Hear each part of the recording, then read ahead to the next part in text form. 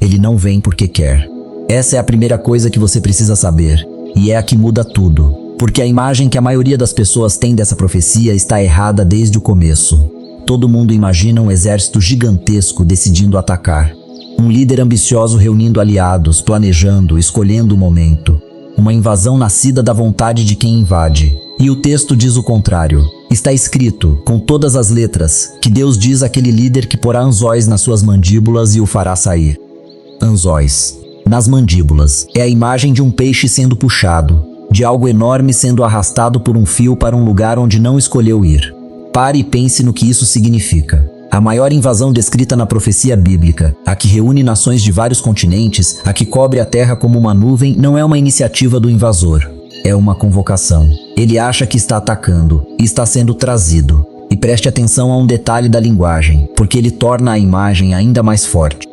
Anzóis nas mandíbulas era exatamente o que se fazia naquela época com animais grandes que precisavam ser controlados, com bois, e nos registros antigos de guerra com prisioneiros importantes. Reis derrotados eram levados com ganchos, puxados como animais, para humilhá-los publicamente diante das multidões. Ou seja, a imagem que Ezequiel usa não é apenas de controle, é de humilhação antecipada. Antes mesmo de a invasão começar, antes de um único soldado se mover, o texto já descreve aquele líder na posição de um prisioneiro sendo conduzido. O resultado já está escrito na forma como a história começa. E isso deveria mudar a forma como você lê o restante do capítulo.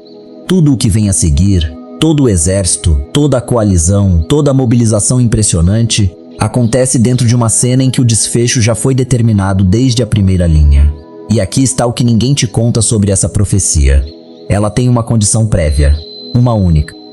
E durante 2500 anos essa condição foi absolutamente impossível de cumprir.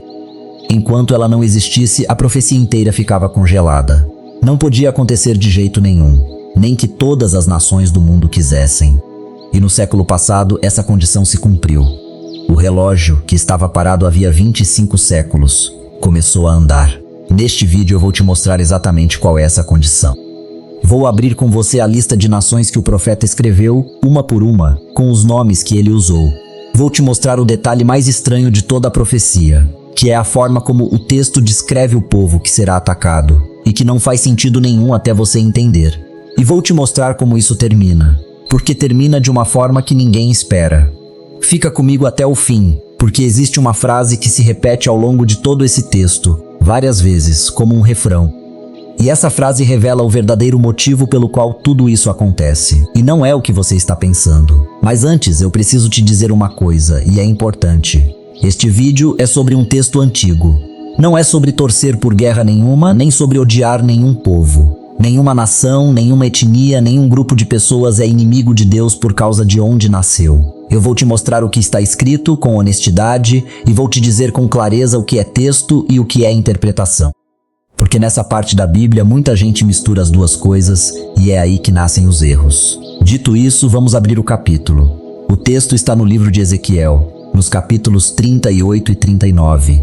E antes de tudo, entenda quem era esse homem, porque muda a forma como você escuta. Ezequiel era sacerdote e foi levado cativo para a Babilônia junto com o povo dele. Ele não escrevia de um palácio nem de um templo.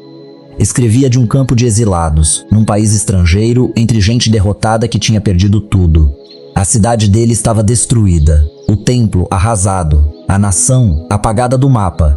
E foi ali, no meio daquela ruína total, que ele começou a receber visões sobre o futuro. E aqui está a primeira coisa impressionante. No meio de um povo que tinha acabado de perder o país, ele escreve uma profecia que só pode acontecer se aquele povo voltar a ter um país. Ele estava escrevendo sobre algo que exigia exatamente aquilo que todos tinham acabado de perder. Agora vamos à condição. E preste muita atenção, porque é a chave de toda a profecia. O texto descreve o momento em que a invasão acontece, e ele é muito específico.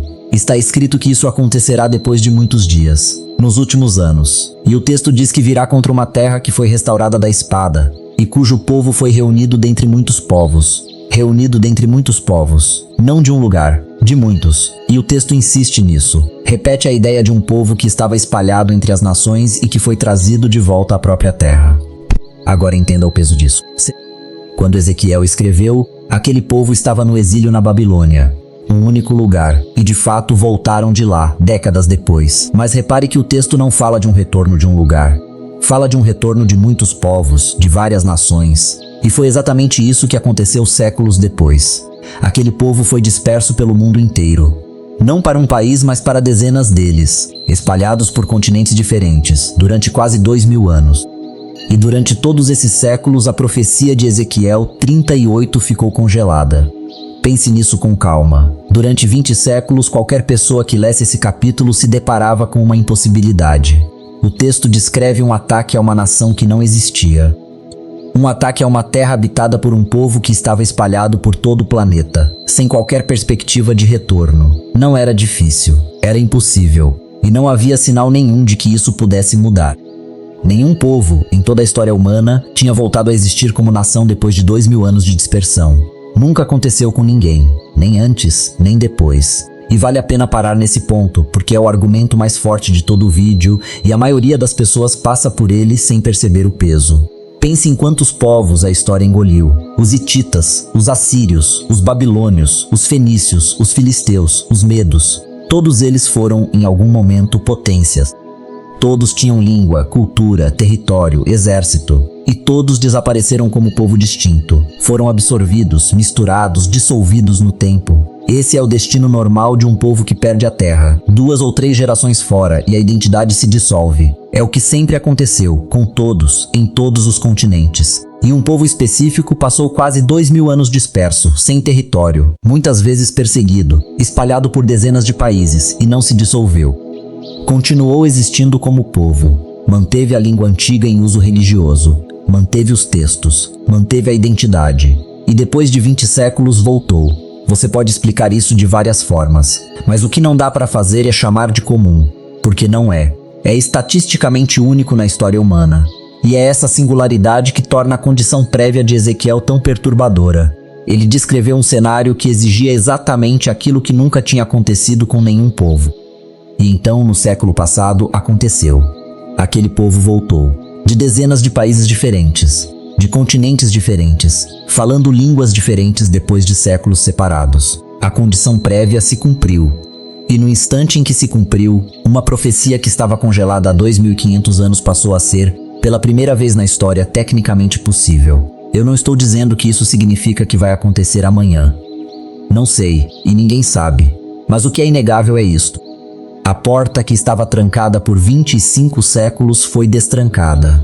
E aqui eu preciso parar um segundo com você.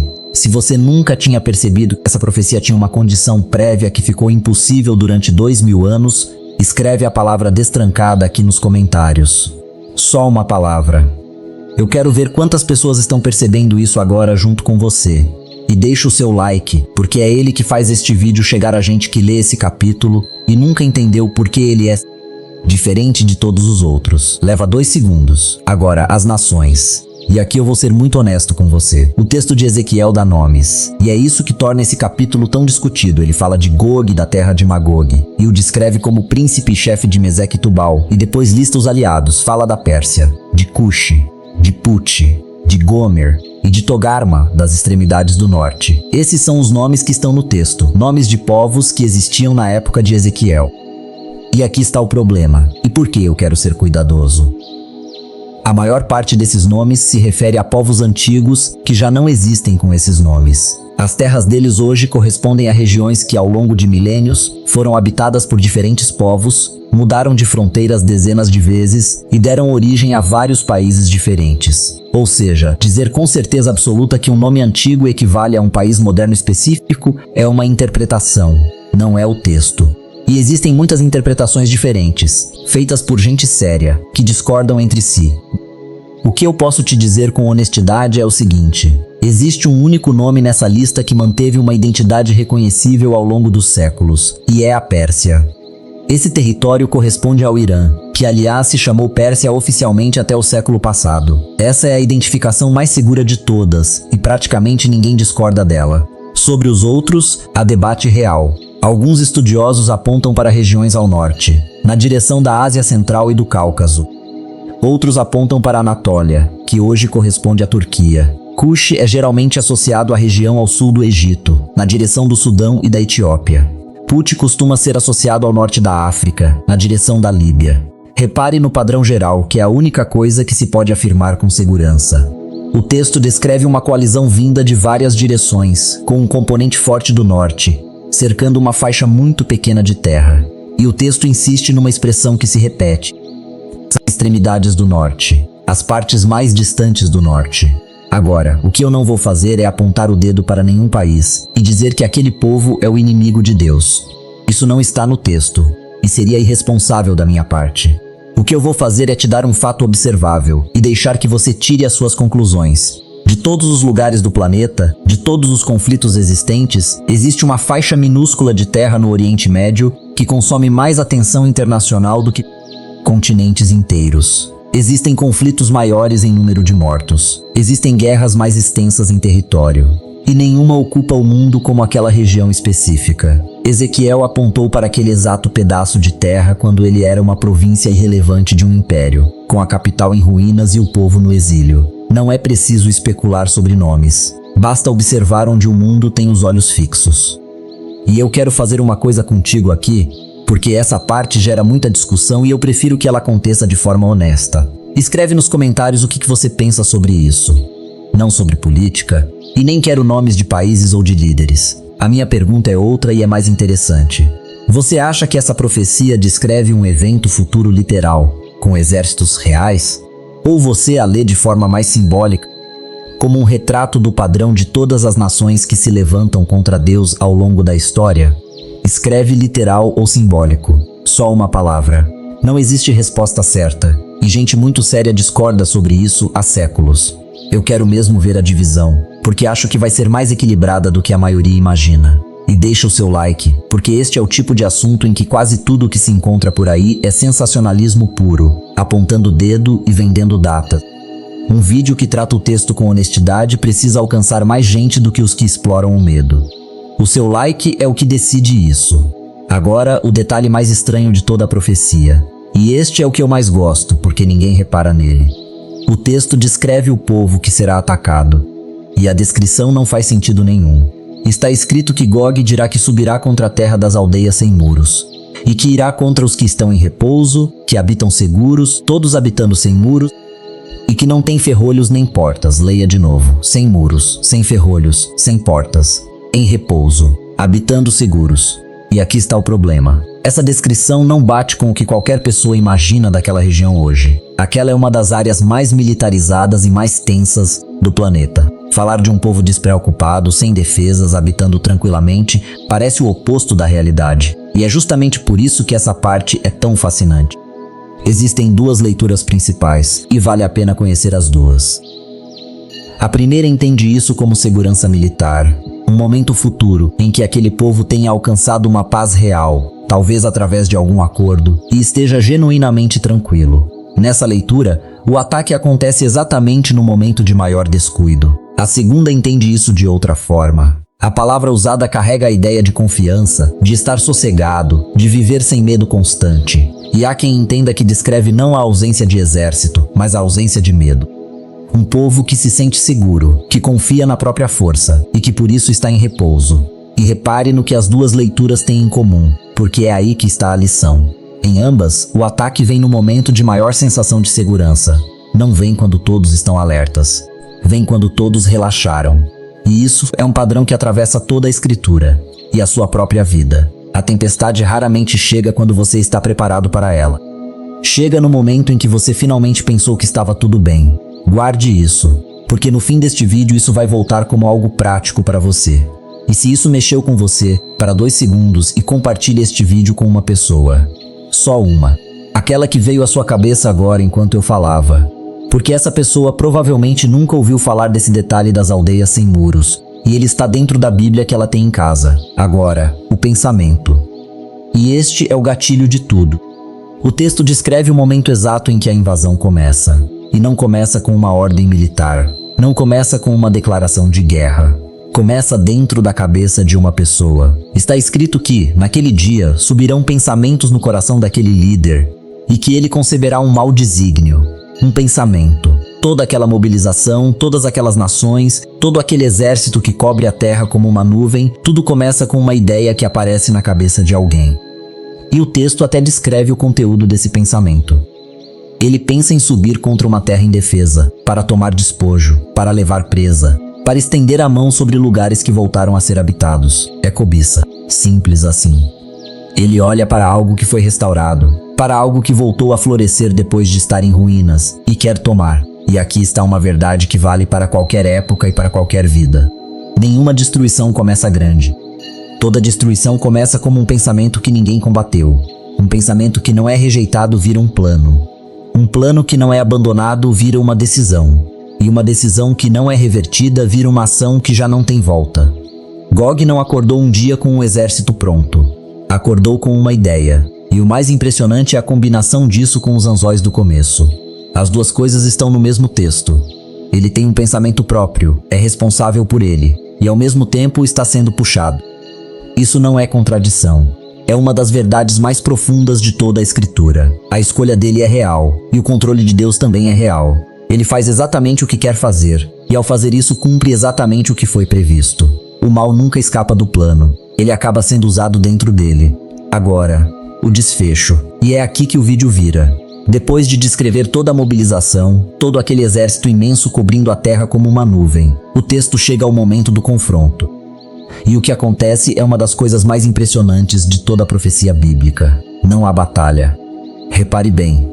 O texto não descreve dois exércitos se enfrentando. Não descreve estratégia militar, nem vitória por superioridade de armas. Descreve uma intervenção. Está escrito que naquele dia haverá um grande tremor na terra. Que os montes serão derrubados, que os lugares íngremes cairão, que todos os muros desabarão. E depois vem o detalhe mais perturbador de todos. Está escrito que a espada de cada um se voltará contra o seu irmão. Confusão. Aquela coalizão gigantesca, formada por povos de várias origens, com línguas diferentes e interesses diferentes, se desfaz por dentro. Eles se voltam uns contra os outros. E pense na lógica disso, porque é brilhante. Uma coalizão é sempre a estrutura mais frágil que existe. Enquanto o inimigo comum existe, ela se mantém. Basta a confusão entrar e ela se despedaça sozinha. Não foi preciso um exército para derrotá-los. Bastou remover a coordenação entre eles. E o texto acrescenta outros elementos. Fala de pestilência, de chuva torrencial, de pedras de granizo, de fogo e enxofre. Ou seja, tudo que os derrota vem de fora do campo de batalha humano. E aqui está a razão pela qual eu te disse, no começo, que a imagem que a maioria tem dessa profecia está errada. As pessoas leem Ezequiel 38 esperando uma cena de guerra épica. E o que está escrito ali é o oposto. É a cena de um exército sendo trazido por anzóis para um lugar onde ele simplesmente se desfaz. Não é uma história sobre a força do invasor. É uma história sobre o quanto ele nunca teve chance nenhuma. E agora vem a parte que quase ninguém conhece, e que dá uma dimensão impressionante ao que aconteceu. Depois do confronto, o texto descreve o que vem a seguir. E são 2 números. O primeiro é 7 meses. Está escrito que a casa de Israel levará 7 meses para sepultar os mortos e limpar a terra. 7 meses. Não 7 dias. Não 7 semanas. 7 meses de trabalho contínuo apenas para limpar. E o texto descreve o processo com detalhes quase administrativos. Fala de homens designados especificamente para essa tarefa, percorrendo a terra, marcando os lugares onde havia restos para que outros viessem sepultar. É uma descrição impressionantemente prática no meio de uma profecia grandiosa. E o segundo número é ainda mais impressionante: 7 anos. Está escrito que os habitantes usarão as armas como combustível e que farão fogueiras com elas durante 7 anos, e que por isso não precisarão cortar lenha do campo nem das florestas. 7 anos queimando armamento. Pense na quantidade de material que isso implica. Uma nação inteira sem precisar buscar lenha durante 7 anos, porque tem armas suficientes para queimar. E existe uma imagem poderosa escondida aí. Aquilo que foi trazido para destruir acaba servindo para aquecer casas. As armas de guerra viram fonte de calor. O material da morte vira sustento da vida. É a inversão completa. E é a mesma imagem que aparece em outros profetas, quando falam de espadas viradas arados e lanças viradas foices. E existe ainda um detalhe nesse desfecho que é ao mesmo tempo estranho e revelador. O texto descreve um convite, e o convite é dirigido às aves do céu e aos animais do campo. Um chamado para que venham comer. É uma imagem dura, e ela não está ali por gosto de violência. Ela está ali por uma razão específica, e é a mesma razão que atravessa todo o capítulo. Naquela cultura, ficar sem sepultura era a maior humilhação possível para um guerreiro. Um exército derrotado que não era sepultado era um exército cuja derrota ficava exposta. E é por isso que o texto insiste tanto na questão do sepultamento depois. 7 meses enterrando. Homens designados especificamente para percorrer a terra e marcar os lugares. Repare no contraste. Primeiro a exposição total da derrota, depois um trabalho cuidadoso e organizado de sepultamento. Aquele povo não deixa os corpos dos invasores expostos para sempre. Eles limpam a terra, sepultam, dão dignidade até àqueles que vieram para destruí-los. E existe algo profundamente humano nisso. 7 meses de trabalho pesado, sem nenhum benefício prático, apenas para que a terra volte a estar limpa e para que os mortos, inclusive os inimigos, tenham um lugar. Agora, a frase, aquela que eu te prometi no começo. Existe uma expressão que se repete ao longo de todo esse trecho. Aparece uma e outra vez, como um refrão, no fim de quase cada sessão. E ela é esta: para que saibam que eu sou o Senhor. Repare, não está escrito para que Israel vença. Não está escrito para que os inimigos sejam punidos. Não está escrito para que uma nação domine outra. Está escrito para que saibam. E o texto especifica quem. Diz que as nações saberão. Diz que muitos povos saberão. Diz que serei conhecido aos olhos de muitas nações. Aí está o verdadeiro motivo de tudo. Toda essa profecia, toda essa mobilização, todo esse desfecho existe com um único propósito: revelação. Não é sobre território, não é sobre política, não é sobre um povo derrotando o outro. É sobre um mundo que se esqueceu de Deus sendo confrontado, de uma vez por todas, com a existência dele. E é aqui que a profecia deixa de ser assustadora e passa a ser algo completamente diferente. Porque pense no mundo em que vivemos. Um mundo onde a maioria das pessoas vive como se Deus não existisse. Não por rejeição consciente, mas por distração. Um mundo onde a discussão sobre Deus virou opinião pessoal, e onde cada um decide a própria versão.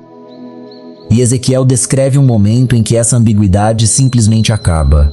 Um momento em que a questão deixa de ser discutível.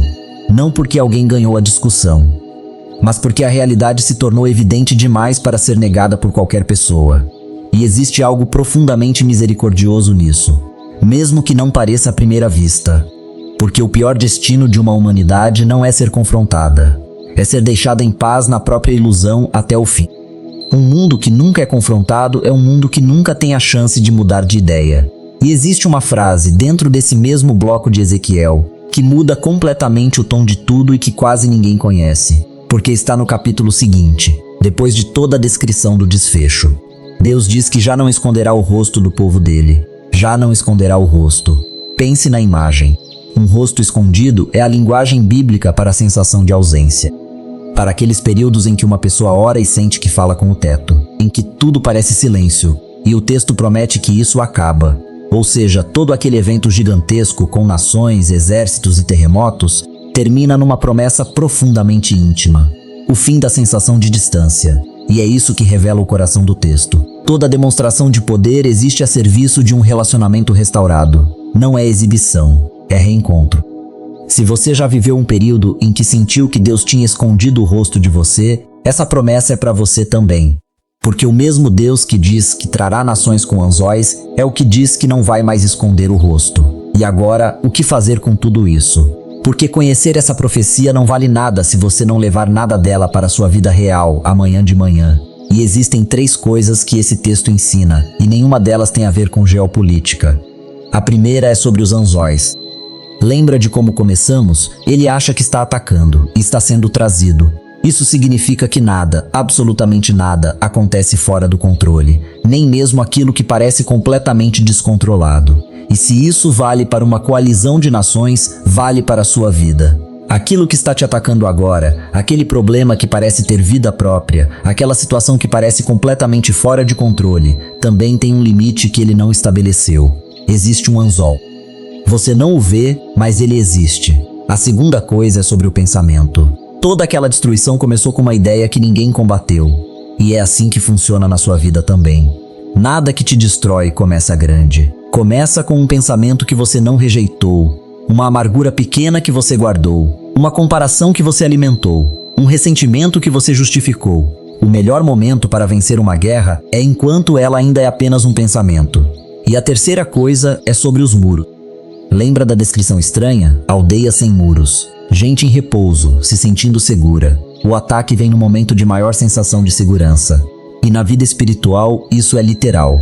As quedas mais graves quase nunca acontecem nos momentos de crise.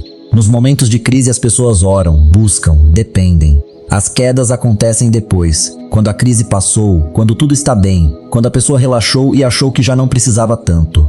O deserto raramente derruba alguém. Quem derruba é o descanso mal aproveitado. E pense em como isso aparece na vida real das pessoas. Quase ninguém abandona a fé no meio de uma tragédia. No meio da tragédia, as pessoas oram como nunca. Buscam, choram, se agarram a qualquer fio de esperança. O abandono acontece depois, 6 meses depois, quando o problema já passou e a vida voltou ao normal. Quando a urgência sumiu e a oração foi ficando mais curta e depois mais rara e depois só nos domingos e depois nem isso. A crise constrói. A calmaria descuidada destrói.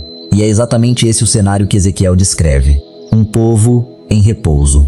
Habitando seguro, sem muros e sem ferrolhos. Não é maldade, é relaxamento. E aqui está a pergunta prática deste vídeo. Onde estão os seus muros hoje?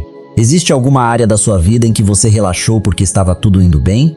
Alguma disciplina espiritual que você largou porque já não sentia necessidade? Algum limite que você tinha e que foi afrouxando sem que você percebesse?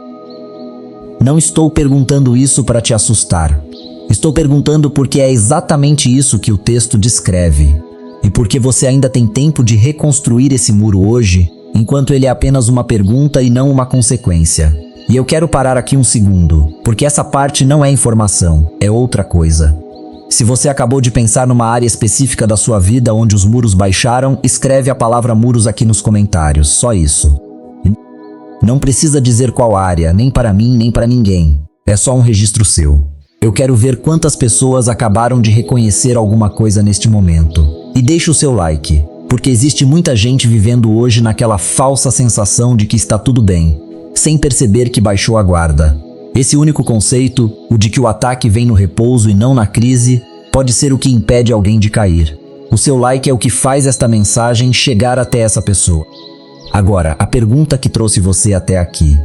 É 2026? Está acontecendo agora? Eu preciso ser radicalmente honesto com você, porque isso separa a verdade do engano. Ezequiel não escreveu uma data, não escreveu um ano, um mês nem um dia. E o próprio Jesus foi absolutamente claro ao dizer que daquele dia e daquela hora ninguém sabe, nem os anjos do céu, somente o Pai. Então se alguém te vender uma data exata, essa pessoa está te enganando. E eu jamais faria isso com você. E vou além. Ao longo dos últimos séculos, muita gente apontou eventos específicos e disse que aquilo era Gog e Magog, guerras mundiais, conflitos regionais, crises políticas. Todas essas identificações erraram. Todas, sem exceção. Então eu não vou te dizer que algum acontecimento atual é o cumprimento.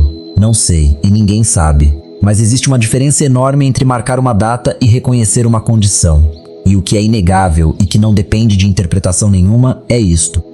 Durante 25 séculos, essa profecia foi impossível de se cumprir, porque a condição básica dela não existia, e hoje ela existe.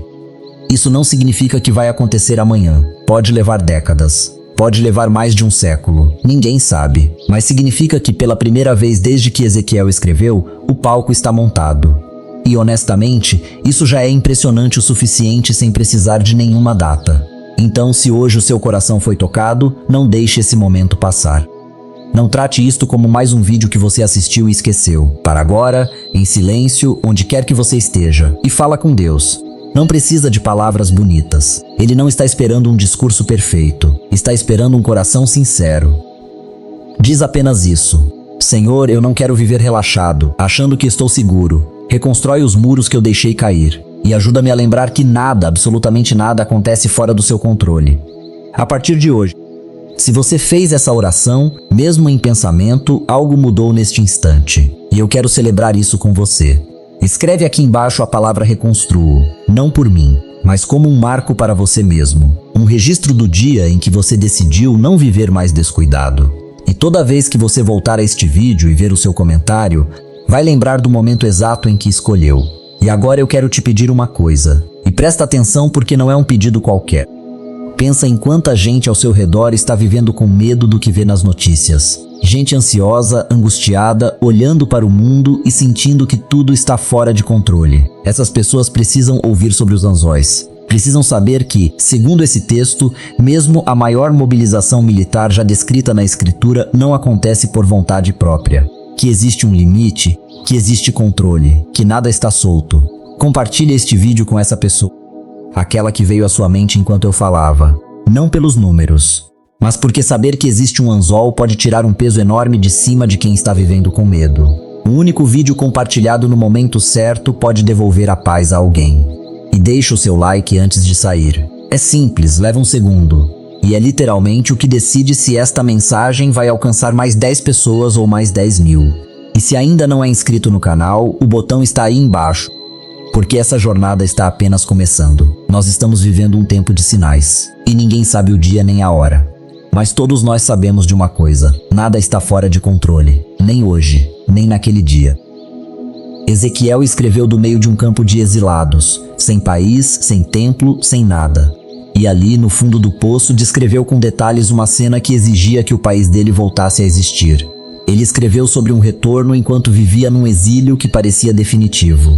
Isso, sozinho, já é uma mensagem para você. Porque se aquele homem conseguiu escrever sobre restauração no meio da ruína total, então a sua ruína também não é a última palavra.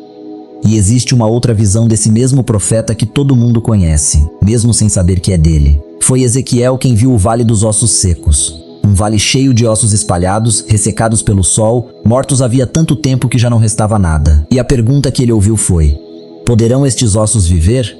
E a resposta honesta dele foi que só Deus sabia. E então os ossos se juntaram, vieram tendões, veio carne, veio pele e veio fôlego. O mesmo homem que viu aquele vale escreveu depois sobre um povo voltando de muitas nações para a própria terra. Ele passou o ministério inteiro dizendo a mesma coisa de formas diferentes. Aquilo que parece morto demais não está morto demais. Se você tem uma área da vida que você já considera osso seco, esse profeta é para você. E o mais bonito de tudo é como a profecia termina. Não termina em fogo. Não termina em morte. Termina com uma frase que Deus repete várias vezes, como se quisesse que ninguém tivesse dúvida sobre o motivo de tudo aquilo. Para que saibam que eu sou o Senhor. Todo aquele barulho, todo aquele movimento de nações existe para uma única coisa.